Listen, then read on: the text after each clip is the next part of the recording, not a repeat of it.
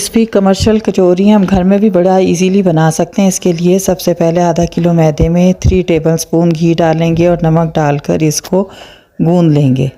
Oil में लहसुन अदरक डालने के बाद कीमा फ्राई करेंगे और इसमें डालेंगे चॉप प्याज, चॉप टमाटर, चॉप हरा धनिया। मसालों में नमक, मिर्च, हल्दी, कुटी लाल मिर्च, पिसा धनिया, पिसा सफ़ेद ज़ीरा, पिसी काली मिर्च और फिर इसको अच्छा सा भून लेंगे।